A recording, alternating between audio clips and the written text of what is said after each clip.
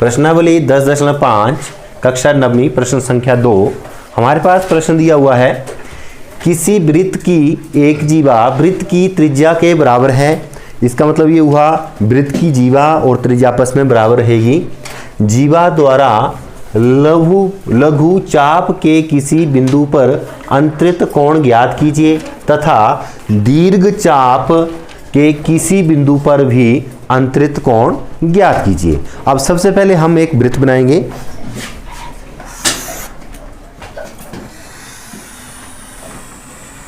तो ये हमारे पास एक वृत्त आ गया। अब हम क्या करेंगे, ये जो हमारे पास वृत्त है इसका ये केंद्र है और ये इसकी त्रिज्या है। जितनी त्रिज्या है उतनी ही जीवा भी है। इसका नाम ए रख दिया, इसका नाम बी रख दिया, इसका नाम ओ रख दिया। ठीक है, जैसा कि हमारे पास बोला गया है, वृत्त के किसी भाग पर एक कोण, हमें ये वाला कोण ज्ञात करना है। पहले तो हमें ये वाला ज्ञात करना है। ठीक है,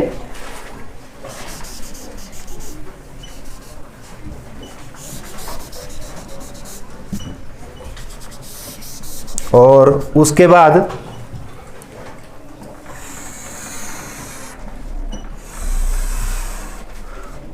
बाद हमें ज्ञात करना है कि दीर्घ चाप के किसी बिंदु पर भी अंतरित कोण ज्ञात कीजिए।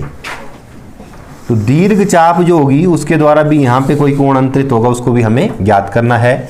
इसका नाम सी रख दिया मैंने, इसका नाम ओ रख दिया, यहां पे डी रख दिया। ठीक है, तो हमें ज्ञात ये वाला कोण भी ज्ञात करना और साथ में ये वाला कोण भी हमें ज्ञात करना है। ठीक है, इस प्रश्न में क्या दिया हुआ है कि वृत्त की त्रिज्याएं और ये जो जीवा है ये बराबर है। इसका मतलब क्या हुआ, ओ ए बराबर, दूसरी तो ये त्रिज्या दी हुई है ओ बी बराबर ए बी। इसका मतलब ये हुआ कि ये भुजा और ये भुजा, तीनों भुजाएं क्या होंगी, आपस में बराबर होंगी। और हम लोग जानते हैं कि ऐसी त्रिभुज जिसकी तीनों भुजाएं बराबर हो उसे समबाहु त्रिभुज कहते हैं। तो हमारे पास क्या आ गया कि त्रिभुज ओ ए बी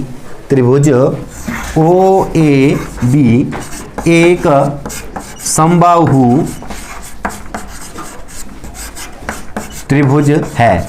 और हम लोग जानते हैं कि समबाहु त्रिभुज का प्रत्येक कोण 60 डिग्री का होता है। इसका मतलब क्या हुआ, ये तीनों कोण जो वो 60 डिग्री के होंगे। ये भी 60 डिग्री का होगा, ये भी 60 डिग्री का होगा, ये भी 60 डिग्री का होता है।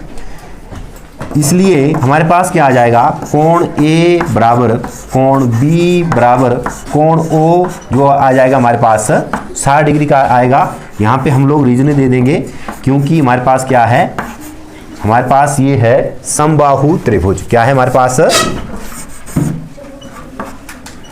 क्योंकि समबाहु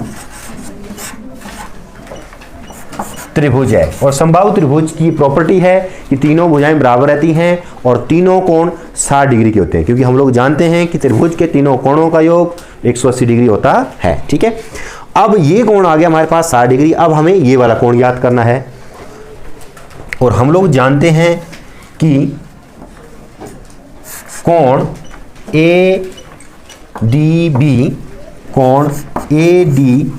बी बराबर half of the angle A O B. Half of the angle A O B, ये हम लोगों ने पिछली वीडियो में देखा है। प्रमेय 10.8 और ये प्रमेय क्या बोलती है, वृत्त की किसी चाप द्वारा वृत्त के केंद्र पर बनाया गया कोण परिधि पर बनाए गए कोण का दुगुना होता है। इसका उल्टा भी हम लोग बोल सकते हैं कि वृत्त की चाप द्वारा परिधि पर बनाया गया कोण केंद्र पर बनाए गए कोण का आधा होता है, जो कि हम लोगों ने यहाँ पे इस्तेमाल कर लिया। अब ए डी बी हम लोग याद करेंगे, कोण ए डी बी बराबर half of A O B, कितना हमारे पास 60 डिग्री। तो 60 का आधा कितना आ जाएगा, 30 डिग्री। इंप्लाइज दैट कोण ए डी बी आ जाएगा हमारे पास 60 डिग्री, जो कि हमें पहला ज्ञात करना था। अब इसके बाद हम लोग कोण ज्ञात करेंगे ए सी बी। तो हमारे पास कोण ADB आ गया 30 डिग्री, क्योंकि ये 60 डिग्री का है तो ये कोण आ जाएगा हमारे पास 30 डिग्री का, आ जाएगा हमारे पास 30 डिग्री का। हम लोगों ने ये ज्ञात कर लिया है। अब इसके बाद हम लोग ज्ञात करेंगे कोण ACB, कोण ACB प्लस कोण ADB, कोण ADB बराबर 180 डिग्री। अब ये क्यों हो रहा है? ये इसलिए हो रहा है क्योंकि देखो, अगर हम लोग आकृति देखें ACB और D, 1 2 3 और 4, ये चतुर्भुज बन रही है और इस चतुर्भुज के चारों शीर्ष एक वृत्त के ऊपर हैं। हमने पहले भी इसके बारे में पढ़ा है, वीडियो के बारे में पढ़ा है, इस चक्रीय चतुर्भुज के बारे में हम लोगों ने पढ़ा है। इसे हम लोग बोलते हैं चक्रीय चतुर्भुज।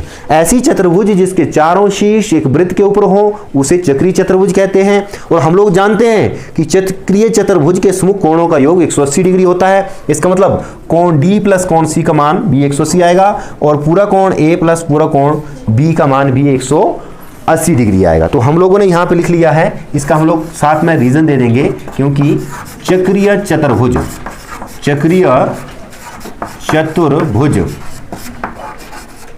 क्या है हमारे पास? ये चक्रीय चतुर्भुज है।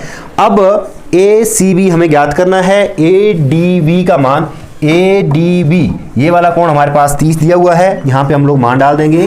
कोण ACB प्लस 30 डिग्री बराबर 180 डिग्री, इंप्लाइज दैट कोण ACB बराबर 180 माइनस 30, तो आ जाएगा 180 से 30 जाएंगे, बचेंगे कितने? 150।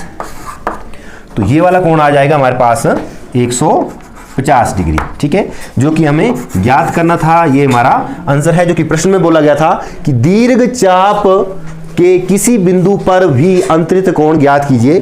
तो ये जो दीर्घ चाप है इसके द्वारा जो कोण बन रहा था वो भी हमें ज्ञात करना था। ये हमारा आंसर।